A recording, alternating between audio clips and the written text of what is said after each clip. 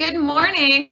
Welcome to our third episode of Wetland Wonders. I'm Alyssa Yapel, and I'm joined today by my friends from Old Woman Creek. And I also have, we have a new friend today from Erie Conservation District, Bree. If you want to give a wave.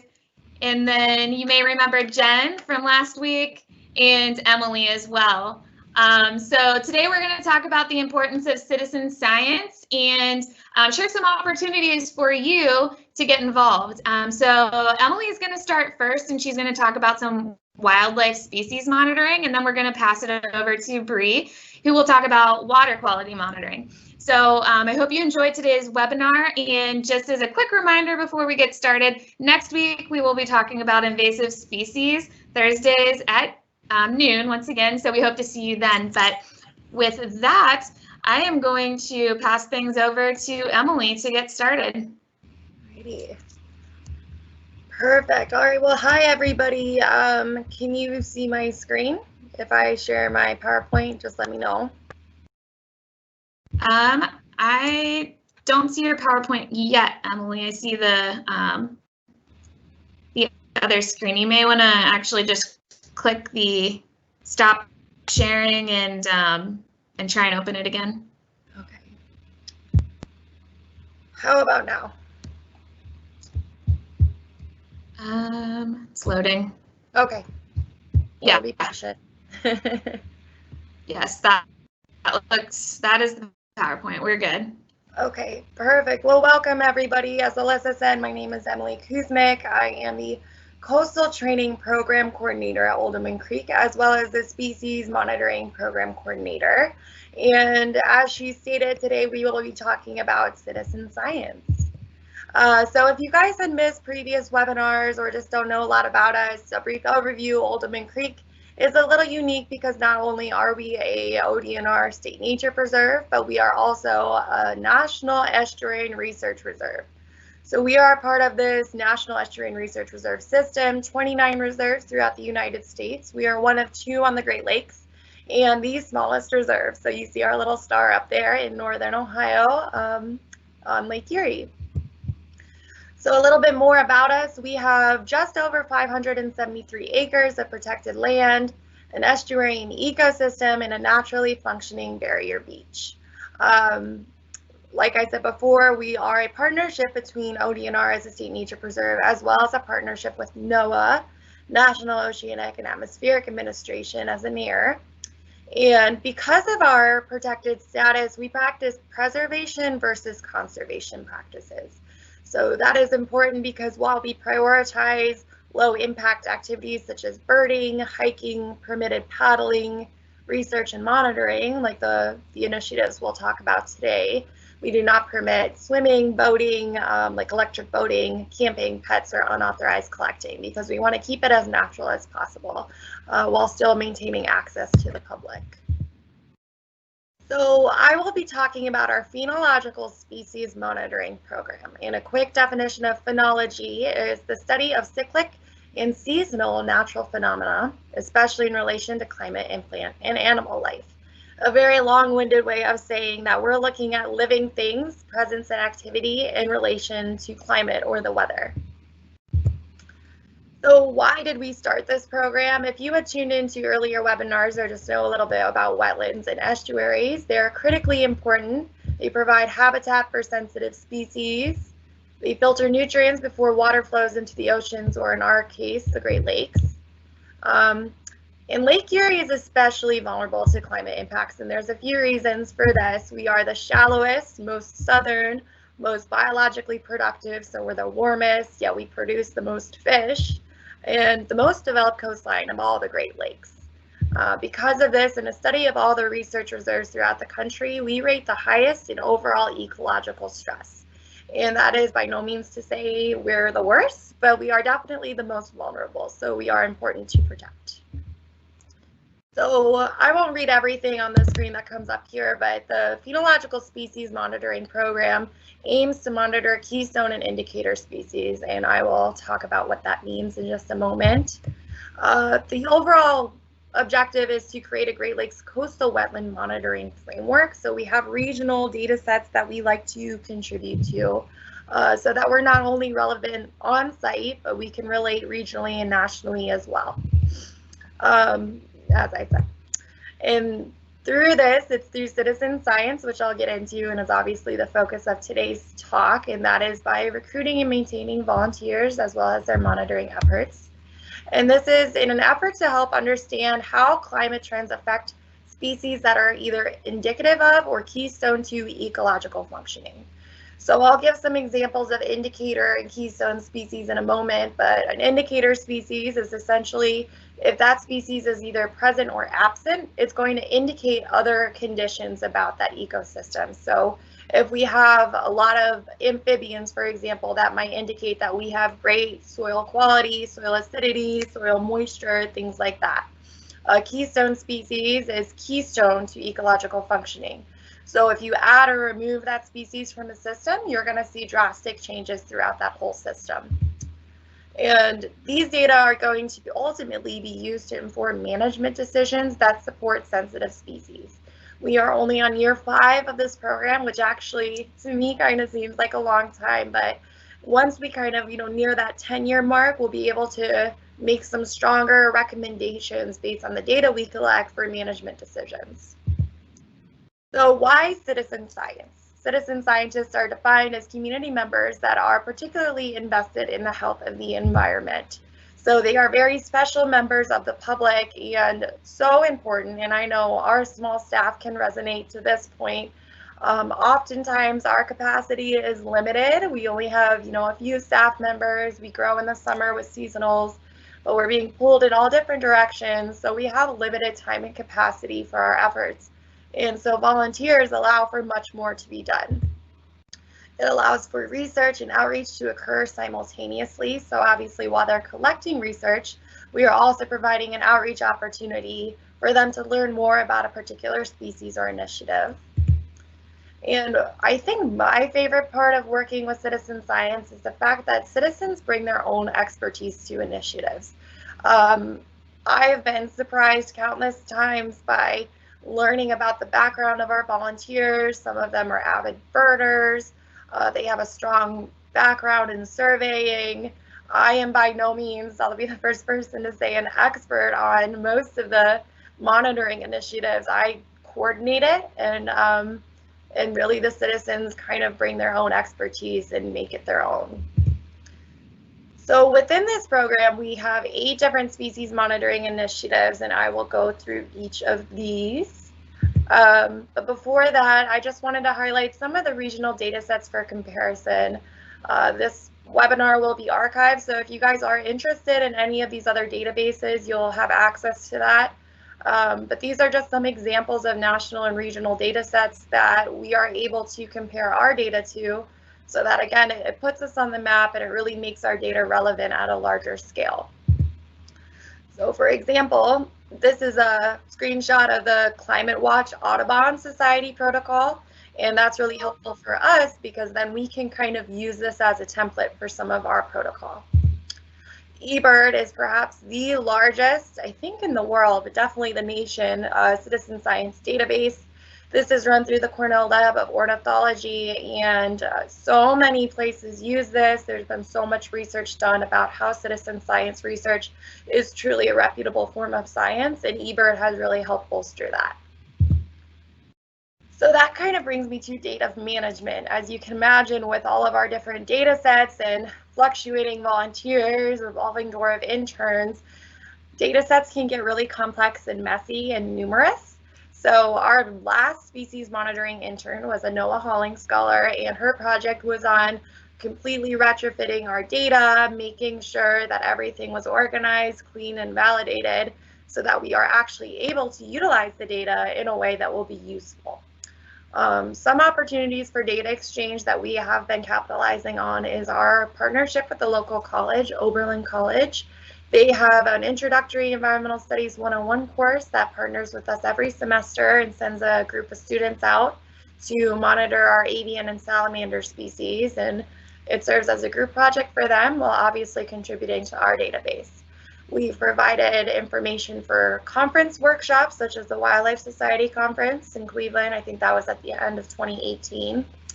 And then there was an opportunity with the University of Nebraska. A professor had sent out an email to this big listserv asking for messy and complex species monitoring data sets. And I was like, oh, I've got tons of those. So I reached out to her, and part of the requirement for that was to submit a video explaining the program. So I'm going to take a break from talking and show a short 2-minute clip of that submission video that was created by a former intern. So hopefully this works.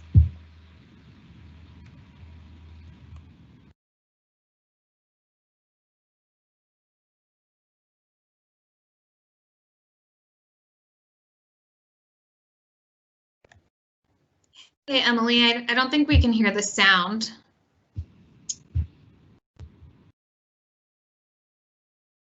Oh no, is it coming through? No, can you, I think you have to click the share audio box when you share the video.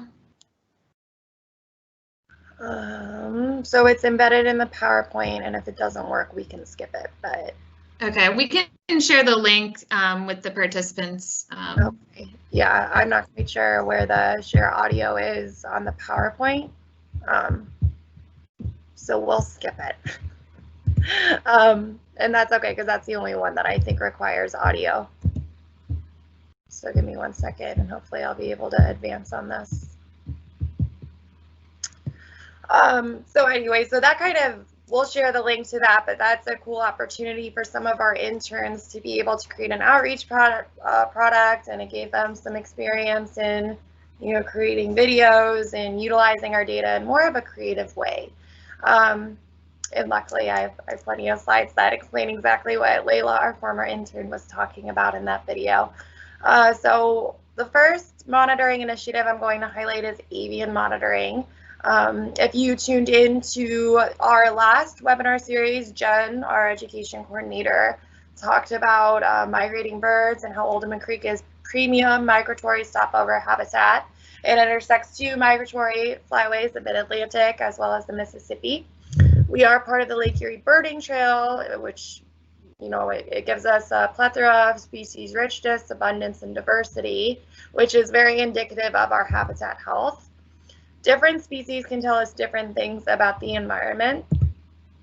And to do this, we monitor using 15-minute point count surveys by habitat. So we have different points located on our trails, and our trails are all on different habitats throughout the reserve. And the big question here is, how are weather patterns or seasonal changes impacting birds seen at the reserve? So here's a little bit of a map showing where our different monitoring points are located throughout the reserve. So you can see it's pretty spaced out, and Oldham Creek, if you guys haven't had the opportunity to visit, is pretty special because we do have a diversity of habitats spread out in a rather small amount of space.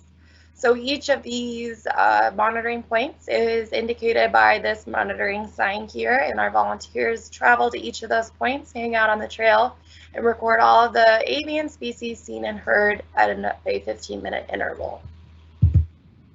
And I won't, you know, death by graph, I won't show you guys too much data, but here's just an example of the kind of correlations that we're looking at, the avian abundance in different temperature ranges and different habitats. Caveat to citizen science is obviously having to normalize for human error and human preference. So this is normalized data. Obviously, you have to take into account, well, when do volunteers want to go out? Not when it's super cold and not when it's super hot. So these are some things that you have to take into account when utilizing citizen science data. And again, we create some outreach products. One intern created this product because we get a lot of questions at our visitor center. What kind of birds are we going to see on specific trails?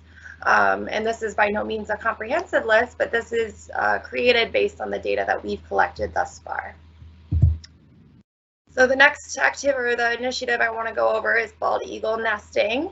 So I think most people realize that bald eagles are definitely a keystone species, as they are an apex predator, and changes will be seen throughout the ecosystem when they are added and removed. I know that there was a birds of prey webinar previous to this, so I won't spend forever talking about how awesome bald eagles are, although I could spend forever talking about that. But since they recovered, the monitoring of bald eagle nesting kind of was put to a halt. However, they are such a prominent species at Old Creek that we decided to start monitoring again. This slide says that there could be over 40 at any given time in the estuary. That is definitely modest, and I think those who have visited Old Creek, especially midwinter, January, early February, can attest to there being like twice that many, about 80 at any given time of all different ages, eagles in the estuary. So this was our first monitoring initiative in the program, and we have at least weekly observations via the field scope pictured here, depending on the nesting phase that we are in. And the big question we're asking is, how do climate conditions impact eagle nesting behavior and success? Here's another example of an outreach product created by a previous intern that shows the general life stage timeline of eagles. So in the fall to December, they are choosing a mate. They mate in, midwinter, and then they usually lay their eggs anywhere from late February to mid-March, depending on the year. The chicks hatch, about 30 to 35 days after they hatch. And then from there are 8 to 10 weeks of feeding when eventually the eagles fledge from the nest or leave the nest. So here you can see that we are out in all kinds of weather.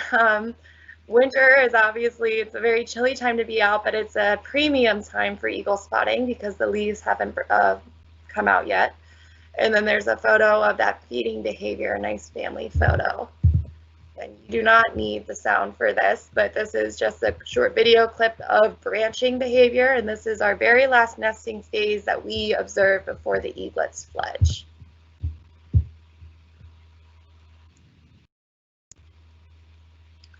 So you can kind of see how large the eaglet gets. In a very short amount of time, in about 4 weeks, they already reached the size of their parents, but it's kind of goofy because you have this very large bird that does not yet know how to fly, and they're exhibiting what we call branching behavior, jumping up and down. Here's an example of some of the data that we collect. We compare our temperature data to incubation days, for example, and this is just a nice clean example of that obvious inverse correlation. So we have, the colder the temperature, the longer the incubation period. Next, I'll talk about Lunglese salamander monitoring. And again, for anyone listening, if you would be interested in contributing, this is one that we are always recruiting volunteers for. Salamanders are an indicator species. They're very sensitive to environmental conditions, particularly lungless salamanders, since they exchange oxygen through their skin. Ohio is actually a great biodiversity hotspot for salamanders just because of the habitat and humidity that we have. And the northern ravine salamander, Plethodon electromorphus, is the only lungless salamander species that we've observed at these specific monitoring sites, although other species have been observed through additional monitoring initiatives. So for this, we're looking at the general population, looking at different habitats, but with similar soil characteristics. This is a great citizen science initiative because it's very low in demand in terms of the demand on the volunteer, because you cannot monitor more than once a week since they're so sensitive. So if a volunteer says, hey, I can only come out once a month, every other month, that's actually perfect because we don't want to disturb these salamanders more than necessary. The big question here is, how do habitat conditions impact salamander presence and activity? Another example of some of the data that we collect and looking at the behavior of these salamanders and the different temperature thresholds in which we see them. We're still collecting data here, so there isn't much of a trend, but you'll see that we do not get a ton of salamanders when it is too cold or too hot. Since they are ectothermic, they are dependent on external temperature. So if it is too hot, they will likely be burrowed under the soil to stay cool and moist. If it is too cold, they will stay under the soil to stay warm and mobile and preserve their energy. A couple more I wanted to talk about before we get over to Bree is our Marsh monitoring program. This one's really great because there is already a protocol created through Bird Studies Canada, and it's a paddling route. So if you are an avid paddler, a naturally socially distant activity, This might be something you would be interested in. And this is looking at secretive marsh birds as well as frogs and toads.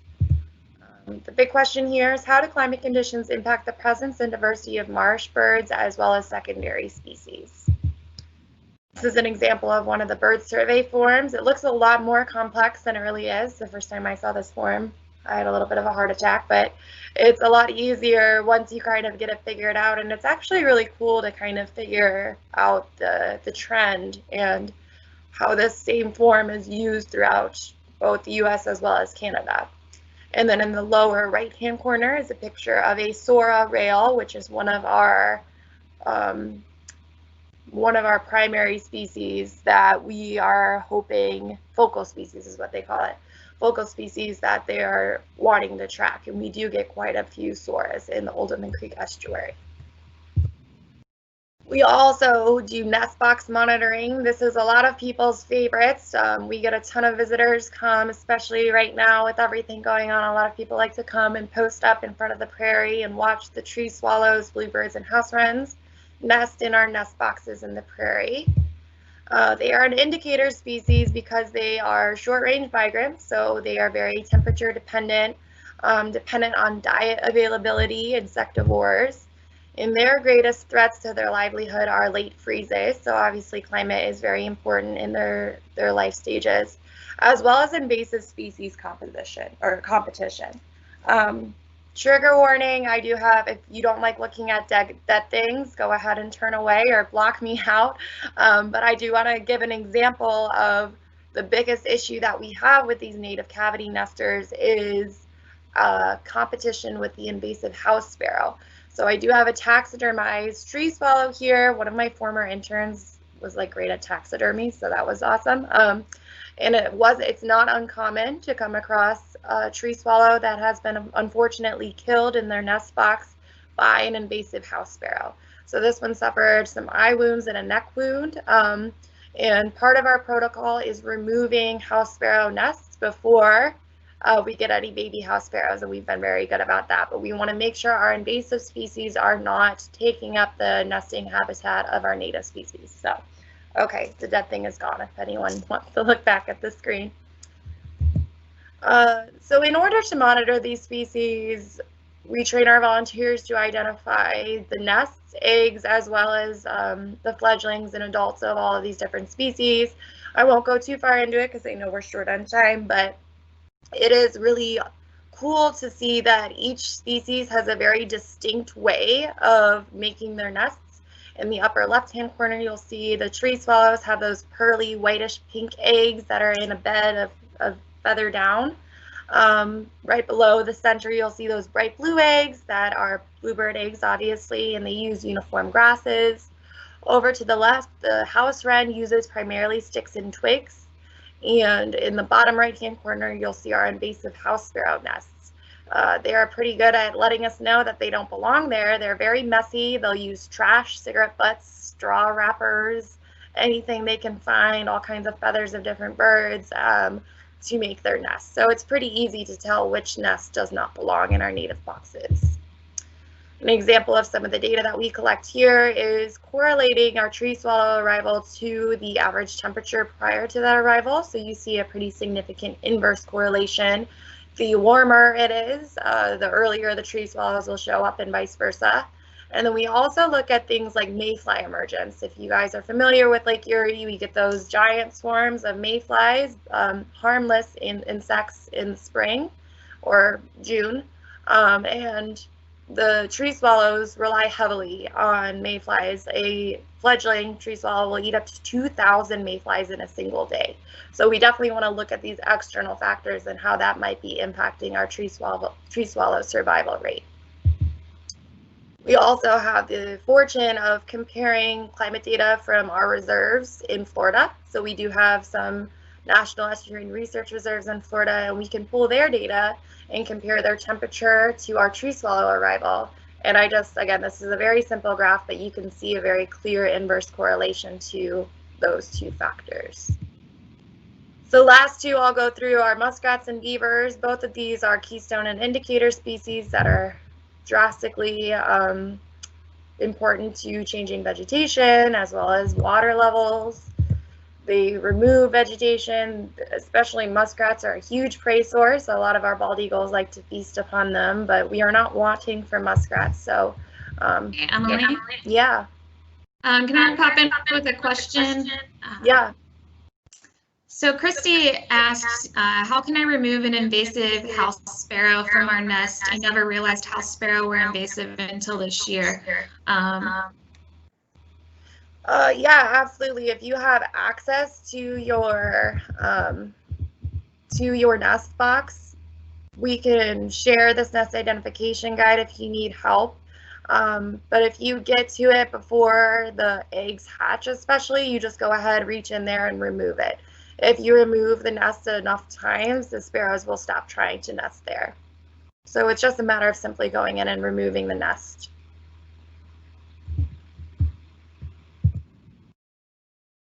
Yeah, feel free to interrupt. I know I'm kind of plowing through here. Any other before we keep going? No, you can keep going. Okay, cool. So back to muskrats.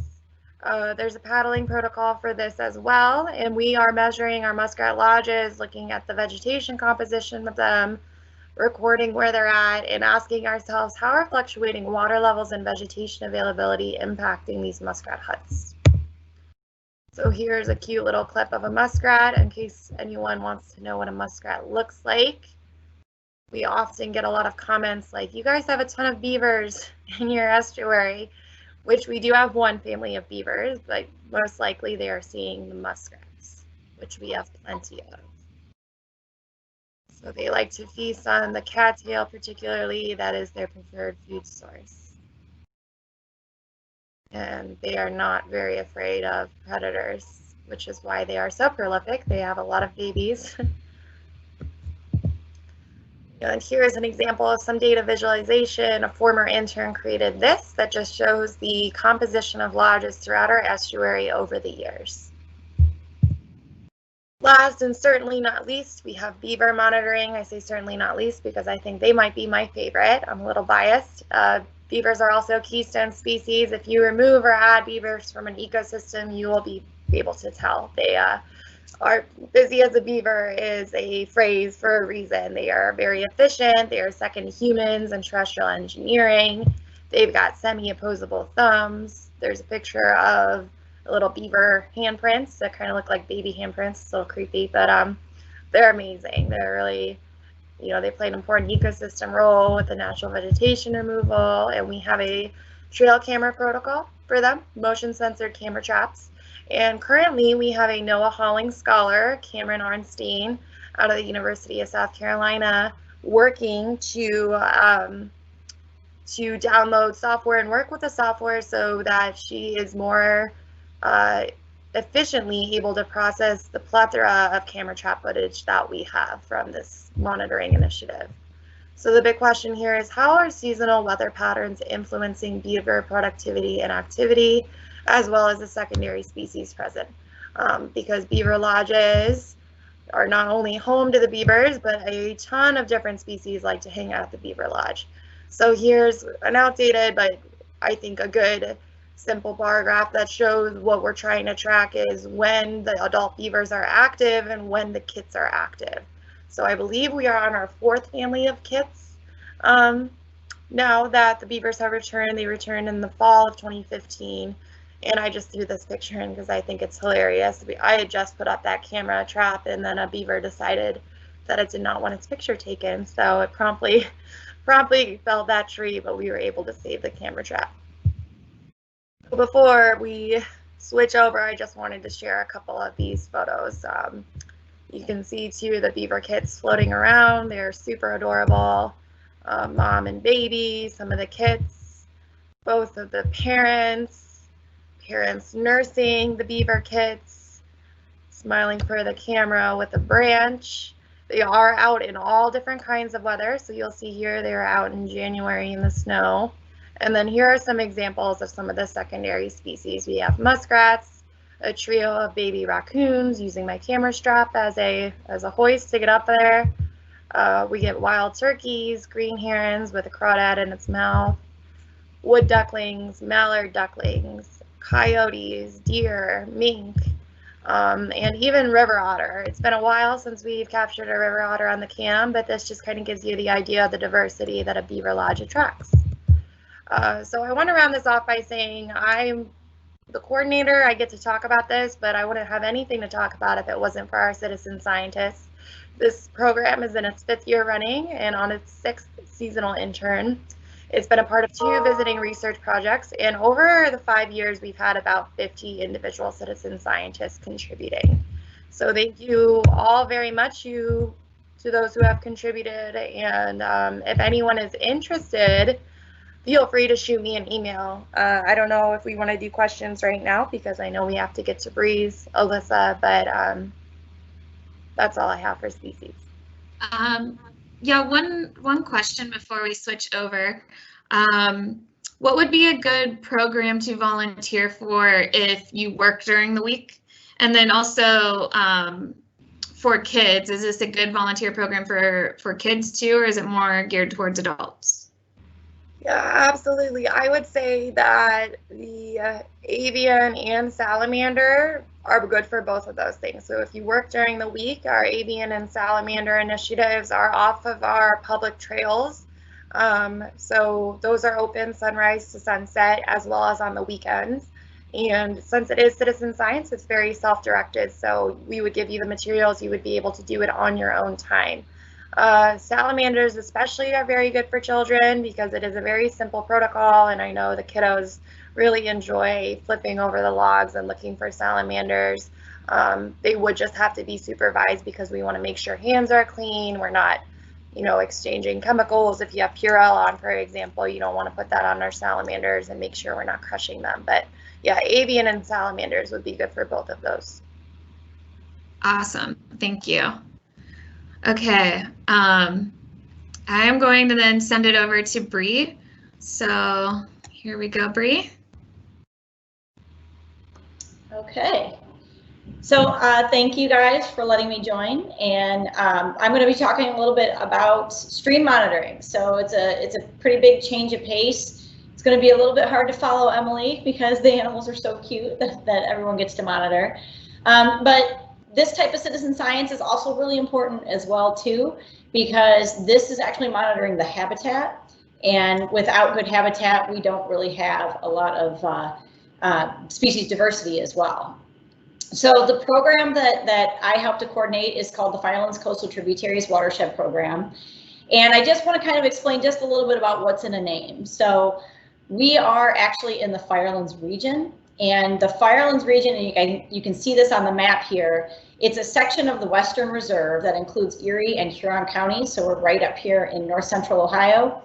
And it got the name because it was land that was set aside for the communities in Connecticut that actually were burned back during the Revolutionary War time. So our streams in this area that pretty much start in either Huron County or within Erie County and flow directly to the lake, those are what we call coastal tributaries.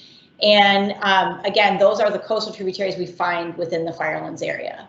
The whole point of the watershed program is to help to engage local citizens to both do proper stewardship on their land. And basically what we're trying to do is either protect streams if they are in good health, or we're trying to restore streams if they're not in good health. And there's a whole plethora of different types of stewardship that you can do. Anything from just basic awareness, like many of you guys are doing right now by watching this webinar, all the way into getting very active with maybe changing practices in your daily lives, or even enhancing habitat on your own property. So Emily, go ahead and you can switch a slide.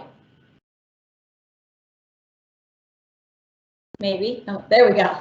So where do we monitor? I talked a little bit about the Firelands watersheds. You can see on this map here, there's a lot of different color-coded watersheds. And aside from the really big green blob in the center and the orange one off to the side, the coastal tributaries are what we refer to as small watersheds that are less than 50 square miles. So we have a collection of these coastal systems that we help to work with citizens, to be able to identify, build awareness again, and change some stewardship actions.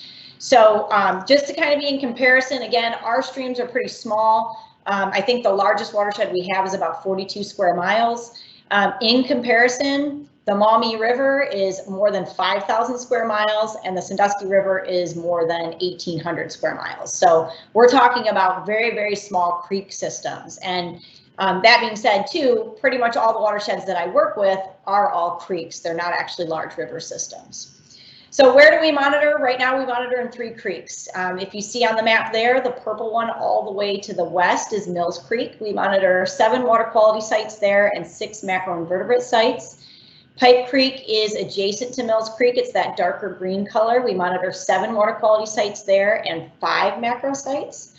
And Old Woman Creek is the deep blue color, a little bit more to the eastern side of the county.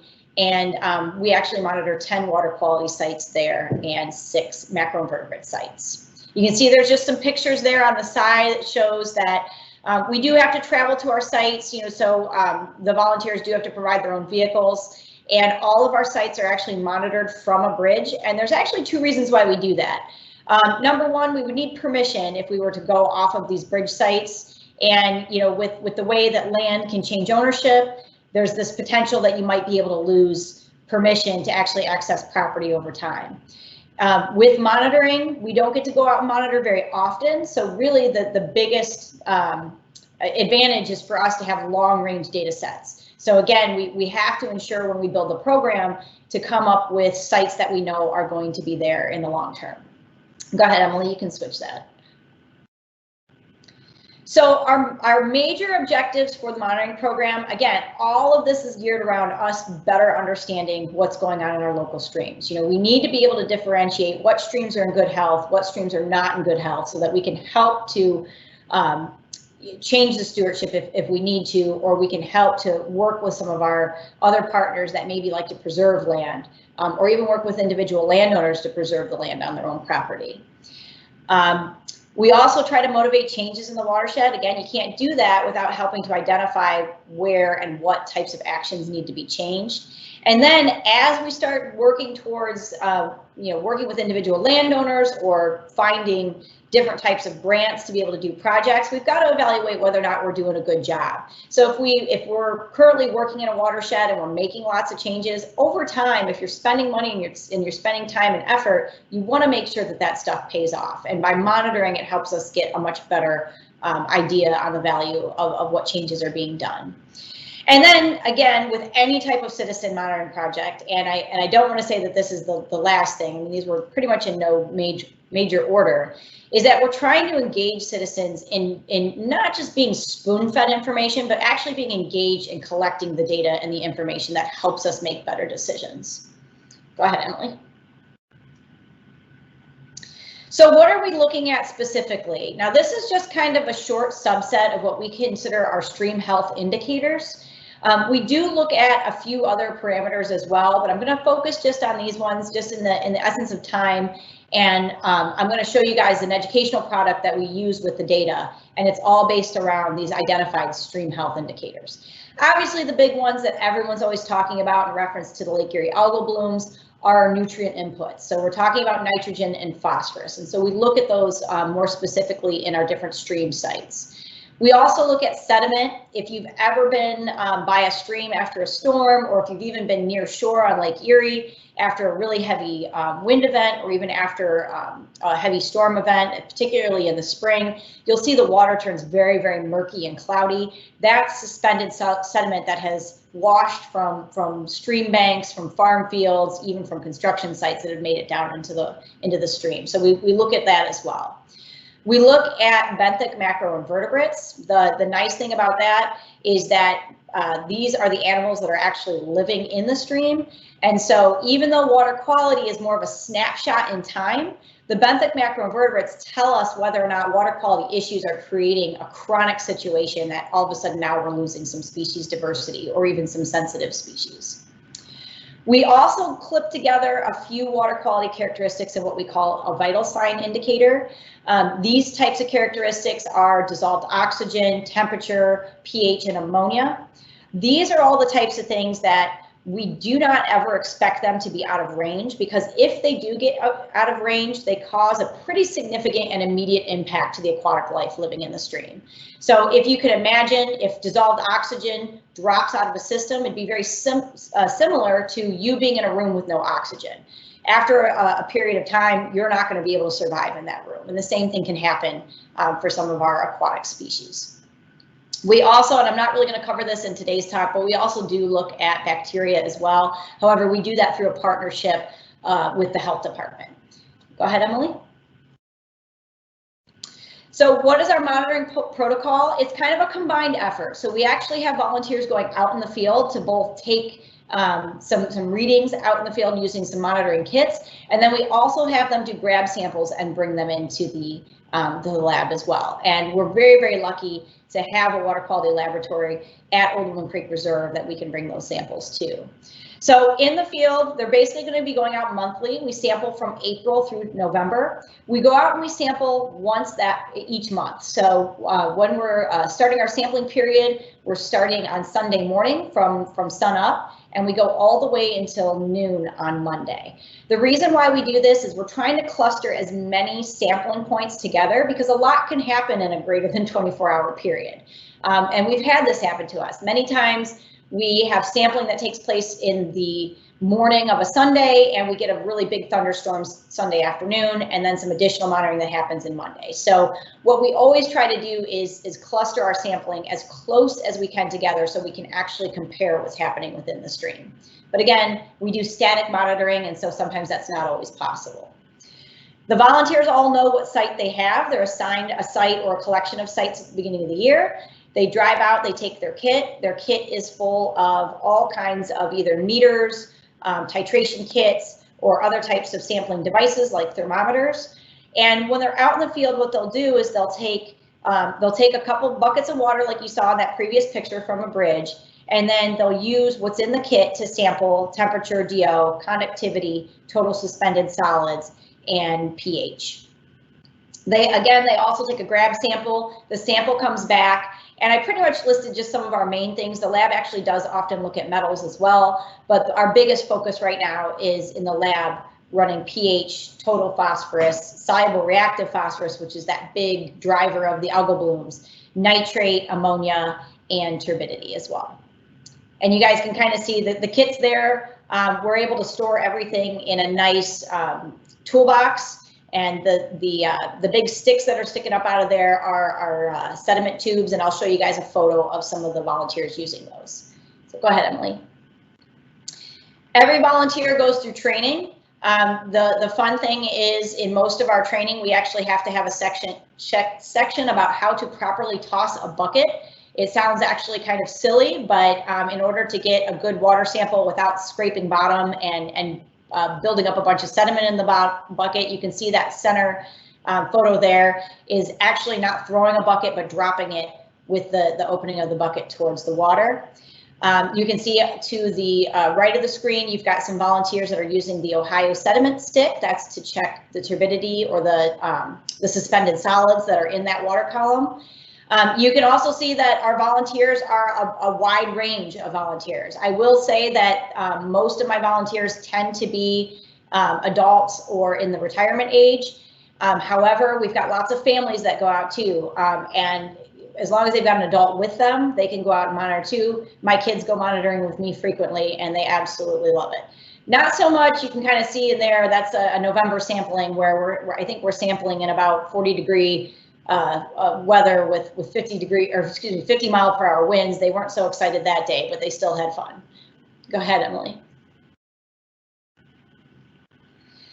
Another part of monitoring that we do, water chemistry again does nothing, or excuse me, I don't want to say does nothing, but our water chemistry gives us a snapshot of what's going on in the stream that moment we take it. But it doesn't necessarily tell us the full story. It just tells us if there's potential stressors in the water. So what we do is we look at macroinvertebrates to give us a little bit more of an idea that can tell us, is there enough stressors in the water that are truly impacting some of the aquatic life there?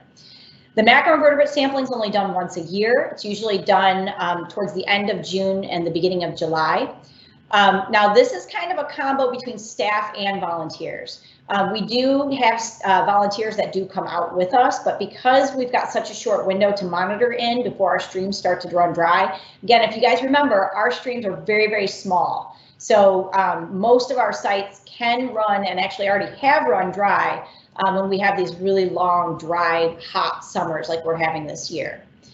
The way that we sample, we actually use something that's called a kick net and also a dip net. If you guys can see in that one photo there, there's 3 volunteers that are stretched out over a kick net. We put that into the stream and we actually rough up some of the cobblestones and some of the gravel, and we kind of dislodge several of those macroinvertebrates so that we can then catch them in the netting, and then we can identify them and count them. We do this for 17 different sites across the watersheds. And again, if you guys go back to a previous slide, you guys will see what that breakdown is amongst our 3 watersheds we monitor. We're basically looking for presence and absence of taxa. So we don't spend a whole lot of time doing total counts. We just want to know what type of diversity are we seeing in the stream. And then in that taxa, we separate it into 3 different groups based off of sensitivity. And we then take all of those totals of how many taxa we found in these particular groups, and then we use that to weight the number of species that we found to give us an overall weighted score. Okay. Go ahead, Emily. Okay, great. Another thing, and some people might not really feel like this is an important part of stream monitoring, but it truly is. Our streams are heavily driven by storms. And so we could be collecting all of this data, but if we don't really know what's happening storm-wise, it also doesn't help us tell the full sense of the story and what's going on in our streams. So we actually do have another type of citizen monitoring program that actually monitors rainfall. And even though we do have some weather stations in the area, what we actually found is that some of these storms are very intense and very localized. So we might have a storm that bypasses a watershed and maybe dumps several inches in a watershed, but it doesn't happen to go past a weather station. And so we then can't actually identify that our sampling event has actually been associated with a rainfall event. So how we've gotten out of this issue is we've actually employed another citizen monitoring group called CocoRaz, and it's something that we do also run from our office as well. We give volunteers rain gauges. They install these rain gauges, and we have about 15 different rain gauges installed across the county in various watersheds. And they take a training course. They learn both how to properly install their rain gauge and how to take measurements. And then they report those measurements at 7 in the morning every single morning.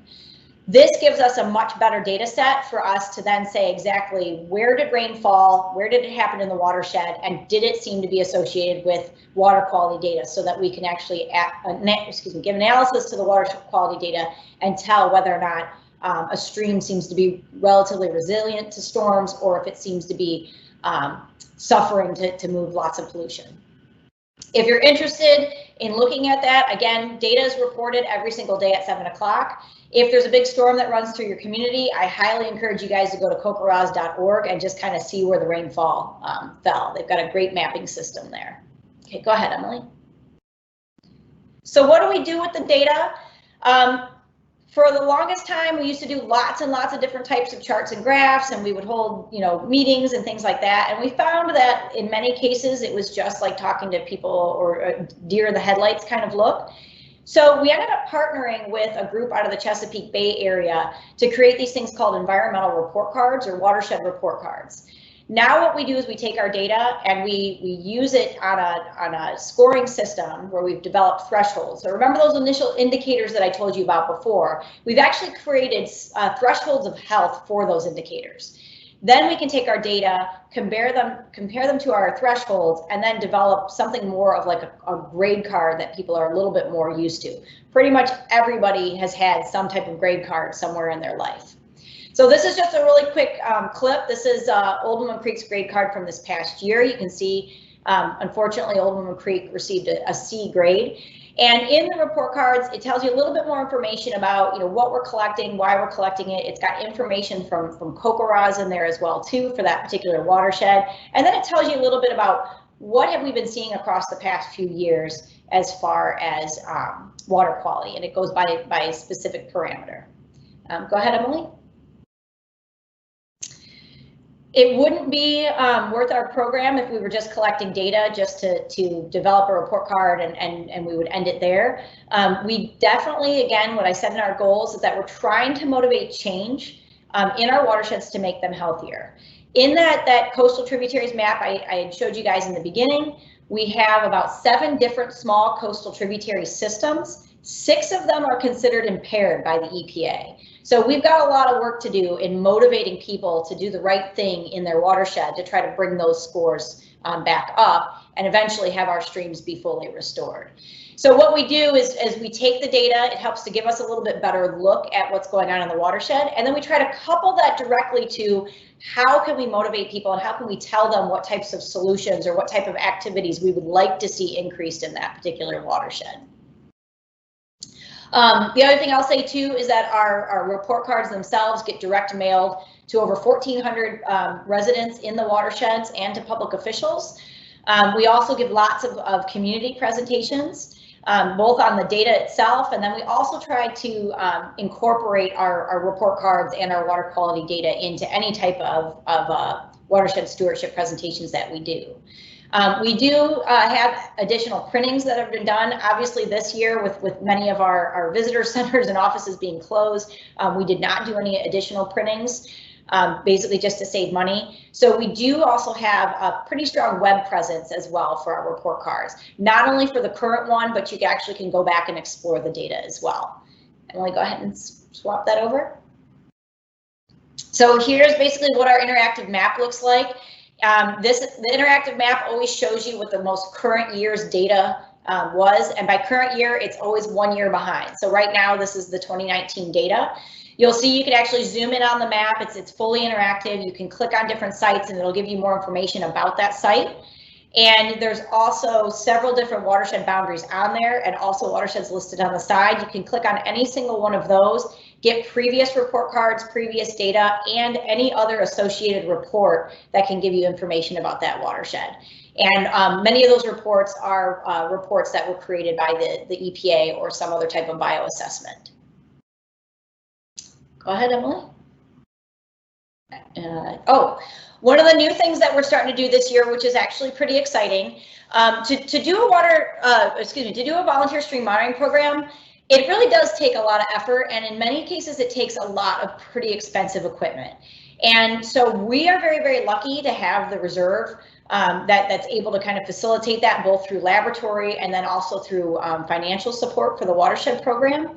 But one of the downsides is, you know, the water quality monitoring is really important if we can compare it amongst lots of different types of watersheds. And there's a group out of Cleveland, the Cleveland Water Alliance, that's really kind of taken the bull by the horns, but to try to help create devices that are much cheaper and easily accessible and easily usable by volunteers to try to expand the effort of nutrient monitoring in particular amongst these watersheds. So currently right now, since we're already an established program, we've been monitoring since about 2008.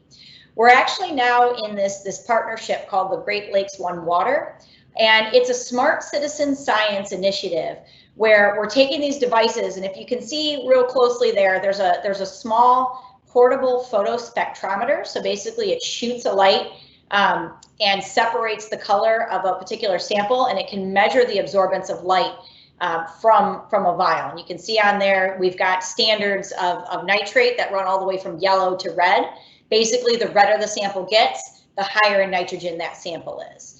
And so we can use this device, and we can also use something as simple as an iPhone or a tablet to work the whole interface together, and it can give us a readout.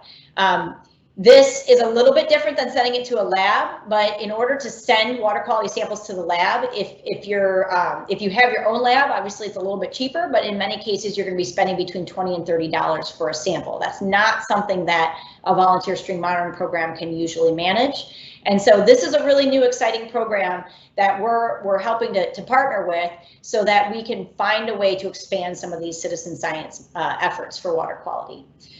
Currently right now, the program is actually in Ohio, Michigan, and New York. And so it also makes a great way for us to collaborate and try to share some of our data as well. So we're going to start moving our data to an online platform that we will collectively start uploading to. It's called Water Reporter. And the great thing about that is you won't necessarily have to wait once a year to see the data in the report card. You now will be able, if you're interested in a particular stream, go on to Water Reporter and see data monthly as it's being entered. Go ahead, Emily. I think that's it. Again, if you guys want to go see the interactive map, it's on erieconserves.org. And if you're interested in monitoring at all, definitely give me a shout out. Most of our monitoring starts in April, so I'm usually looking for volunteers in March. And if you're interested in just testing it out, I love taking people out, and a lot of our volunteers love to take another volunteer with them. So just give me a call, and sometimes we can have you just test it out and see if it's your thing. So thanks. Thanks, Bree. Couple questions. So if you want to help water quality, or sorry, if I want to help water quality in my area, what can I do? So it depends what your area is you're referring to. We have lots of different types of stewardship that a farmer can do, a homeowner can do, or even if you're not a homeowner and you're just living in a community. So I'll kind of very briefly say that if you're a farmer, anytime that you can provide a buffer between your farm ground and the stream, that's always going to help. Anytime that you can leave natural areas, whether it's a wetland, whether it's a woody corridor around a stream, that's always going to help.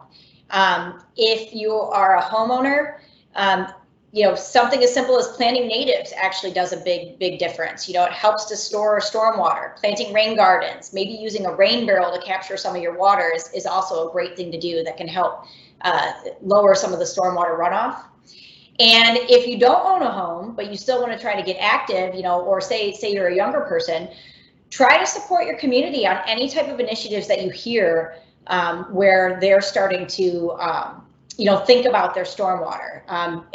Here in our local area, and actually all around Ohio, you see green infrastructure going in. You see communities that are trying to enhance parks. You hear stream restoration projects, and those things happen because the community wants those things to happen. So anytime you can advocate for those or even support those, I think is a very good thing. But in anything, make sure that you're informed. Make sure that you're helping to understand exactly what your local issues are. That's always the greatest place to start. And that actually brings me to the next question. I know you mentioned the website, which I did share in the Q&A, but what are some other resources that people can look at to become educated? So the Ohio EPA actually has a very good site. So they actually have different types of tabs within their site that help you to both identify what watershed you're living in. So you can just put your address in and it will tell you what your local watershed is, and they will actually get you then linked up if there's any other watershed groups in the area. So that would be a great place to start. Also on their website, there is a plethora of interactive maps that can help to identify whether or not your watershed has been assessed. And if it has been assessed, it will help you to understand if it's in good health or poor health. And they also have a lot of really good information related to what you can do, you know, whether you're urban, ag, or elsewhere on water quality. Okay. And then, so I know you mentioned that there is a training, but can anybody do this? Is there any background or experience you need even prior to that training? I know when you mentioned children and families, I kind of thought about, I think it's 6th grade that students talk about water quality. So maybe middle school is a great time for kids to get involved, but is there any background or experience you need prior to the training? So we do provide all the training, and like I said, I mean, my kids, the photos that I just showed you, I think my son was in kindergarten at the time, and my daughter, I think, was in 2nd or 3rd grade at the time. So They definitely probably couldn't do it alone, but they definitely can actually assist with some of the monitoring. A few things that you got to consider, the sampling is from a bridge. So, there is a little bit, if parents feel comfortable, I know with what I do is I go out and take the sample. I don't allow my kids to go out on the bridge. But we do provide all the training. I think the only other restrictions are, you do have to drive out to your site, so you do have to have a vehicle to be able to do so. And we actually sample, again, on Sundays and Mondays. And most of my volunteers that are either families that do it or are still working, they actually sample on Sundays. And we actually did that by design. When we first started our program, the volunteers sat down and said, this would be the time that we would volunteer if you want to try to do this program. So we've tried to customize the program as much as we could to make it as easy and as accommodating as we could for our volunteers. Okay, and then this is a question for Emily and Bree, whoever wants to take it. Is there a cost to participate in either the wildlife species monitoring or the water quality monitoring? No cost. We'd love to have you. Nope, entirely free. Okay. And then, so I'm switching the screen to you, Emily, so my computer's being slow. Maybe it's not switching. Sorry, guys. The last question Maria asked is, what is the extent of plastic pollution?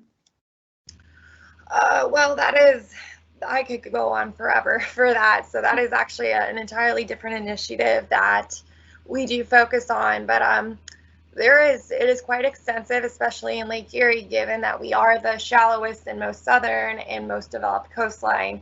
So we do host some workshops, and when we're talking about impact to wildlife, specifically balloons, straws, and fishing line, especially fishing line, I would say is, that's a monofilament plastic that directly impacts our wildlife.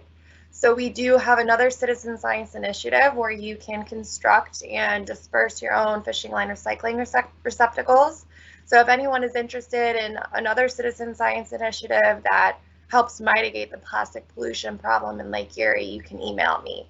So it's extensive, but there are efforts underway to combat it.